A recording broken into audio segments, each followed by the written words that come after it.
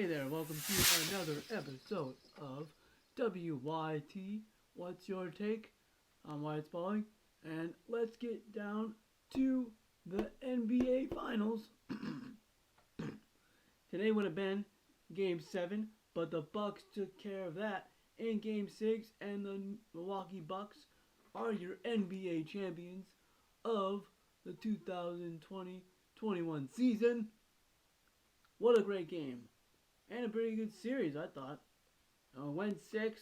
I think if we can go 6 or 7, that's a pretty good series. Now, the Bucks proved a lot of people wrong, including me. I thought the Suns would win in 5.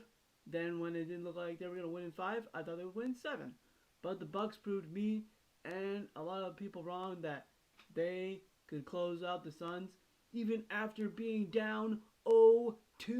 They were down 0-2 in their last 2 rounds of the playoffs against the Brooklyn Nets, which everyone thought was going to be a sweep because Brooklyn looked like the best team. And then they come back and win that one in 7. Then they go to the finals and they're down 0-2 again. But then they come back again and they win the NBA Finals. It's crazy, man. Now, I thought Giannis would have like maybe 30. He could hold him to 30 points. I thought the Suns would win for sure. 40 would be tough, but I thought maybe it was kind of a coin flip whether the Bucks or the Suns would win if Giannis scored 40.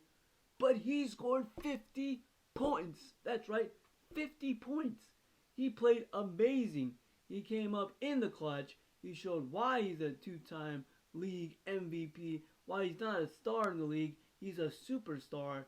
And he came up in the biggest moment of the year in the finals, and he did it. Listen to these stats. So he shot 16 for 25 from the field. For free throws, and he airballed several free throws in the playoffs. Everyone on the road was counting the shot clock down because he had a shot clock violation. And in the NBA Finals, his biggest game of his career, he went 17 for 19 from the free throw line. He had 14 rebounds, 10 of them defensive, 4 offensive rebounds.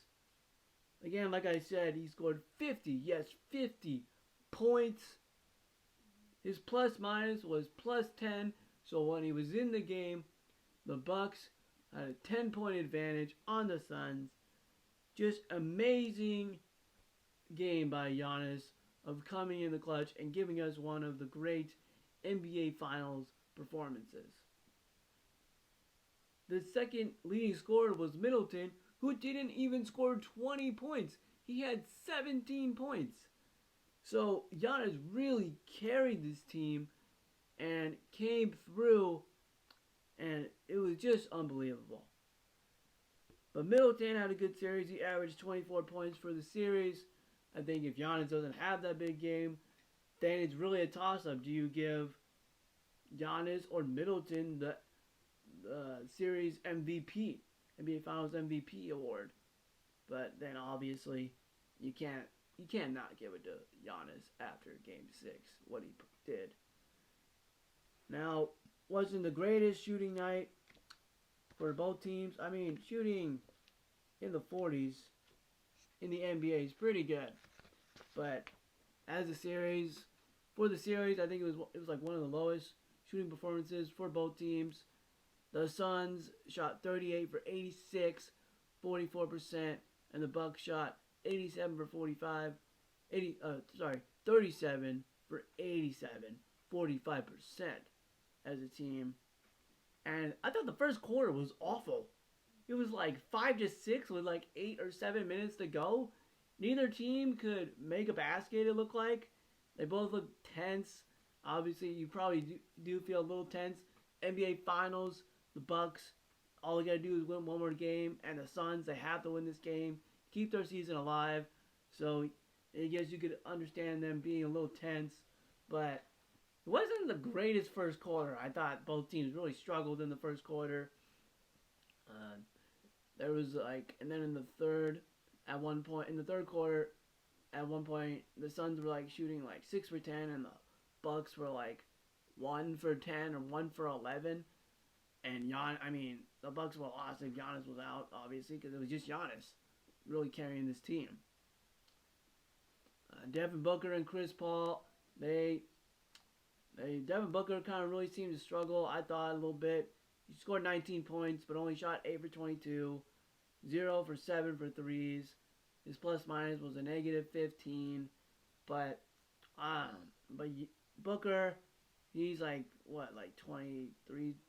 It's like 23, 24, maybe 25, somewhere in there, and he's got a long career ahead of him. So I do not think this is the last time we will see Devin Booker in big games, or maybe even in the finals. I don't know about next year, but I can see sometime down the road, whether it's next year or several years from now, Devin Booker coming back and making it to the finals. Chris Paul, I thought he did come up in the clutch in Game 6. I mean, he led the team with 26 points, 5 assists. He did get in foul trouble. He had like 5 fouls, so that really hurt him. His plus minus was a negative 8, but even though it was a negative 8, I still believe that Chris Paul came through in the clutch with leading the team with 26 points. But it just wasn't enough to overcome Giannis's incredible performance. And everyone's going to say, oh, Chris Paul didn't win the finals. This, hurts his legacy. You know how hard it is to make it to an NBA finals, or just in any pro sport. Think about all the greats that made it to one Super Bowl or NBA finals or World Series, and either won it one time or had one appearance and never made it back. There's a lot of players out there in the pros that have never made a finals. Like Charles Barkley never made a finals. Jerry West won a finals, but he was like 1 for 9. I mean, it's hard, man. And I don't think this tarnishes his legacy at all. I still consider Chris Paul a top 5 point guard of all time. One of the best point guards in NBA history. And at least he made it to the finals. It wasn't like they got swept. They took them to 6. Yes, they were up 2-0. And they lost that lead and never won again. But I don't think this tarnishes Chris Paul's legacy at all. Sometimes the best teams don't always win the finals because you got injuries, or coming into the season, the best teams don't always win the finals when you look at them on paper. You got injuries, or a shot doesn't go your way, or a pitch, or a throw, the football doesn't go your way, and the best team on paper that you think is going to win loses. And it just happens. And that's just sports, and that's how life is too. So, I believe in Chris Paul, and I wouldn't be surprised if, you never know. Maybe he'd make it back to another finals, maybe not. But at least he can put on his resume. He made it to the finals. And he's still, like I said, one of the best point guards of all time. Now, Giannis, I think it's a great story how he won with his brother, and his other brother, I can't remember their names, but he has a brother on the Lakers who won it the year before him, and I don't think they both don't really play that much, but that's really cool that he got to win it with one of his brothers, and now all 3 of them have an NBA Finals trophy. And just congratulations to Giannis and the Bucks for pulling it out and coming through. And it was a good NBA season. I'm glad they got to have the season because COVID, you didn't know how it was going to go. So, just great season overall. And before we go, here's a little sports history lesson of 50. These are 7 players who had 50-point games in an NBA Finals game. Bob Petty scored 50. Giannis Antetokounmpo scored 50. LeBron James scored 51 points in an NBA Finals game. Jerry West scored 53 points in an NBA Finals game. Rick Barry scored 55 points in an NBA Finals game. Michael Jordan scored 55 points in an NBA Finals game. And the leader for the most points in an NBA Finals game is Elgin Baylor with 61 points in an NBA Finals game. Alright, well, that wraps up the NBA season. I might have some other shows on who I think will be good for next season, and I'll talk about the NBA draft. And I know I've been saying this, and I will have a baseball show, but now especially since the NBA playoffs are over, we'll be talking a lot more baseball, especially now since it's the second half of the season, and that's like the best part of the baseball season because you're getting closer and closer to the playoffs. So stay tuned for more episodes of WYT.